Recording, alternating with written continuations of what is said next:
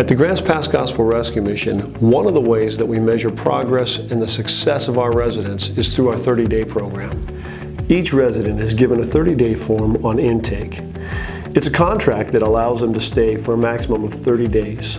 Their ability to stay for an additional 30 days depends on their adherence to this contract, which includes 3 major parts: church attendance, behavior and attitude in the house, and a first step contract. So let's take a look at the first part, church attendance. All residents are required to attend community church services every Sunday.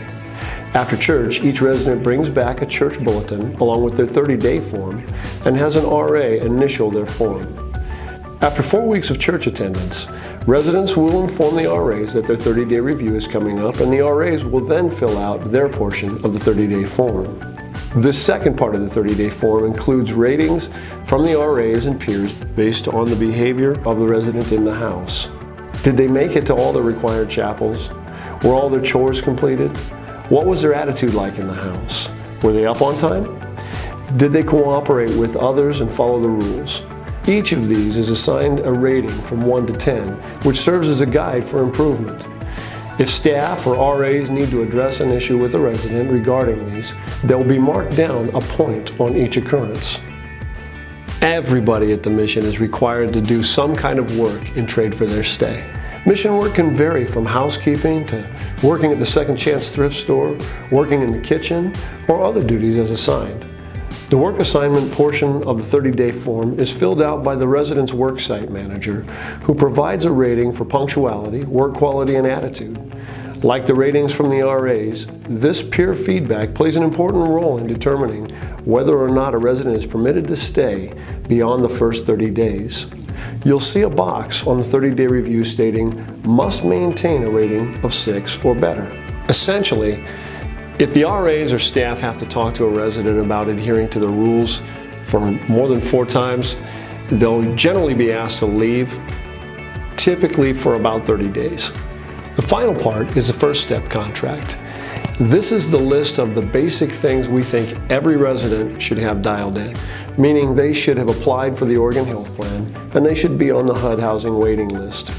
If necessary, they should have checked into the Veterans Services, and if they have kids, they should be checking in with Head Start right away. We need to know if they have the birth certificate or Social Security card, and there may be a few other things that we add to the list along the way. These are the tasks that we need them to take care of during the first 30 days of their stay with us. On the subsequent 30-day stays, this portion of the form will be called the Next Step Contract. The Next Step Contract is more customized between each resident and the coordinator.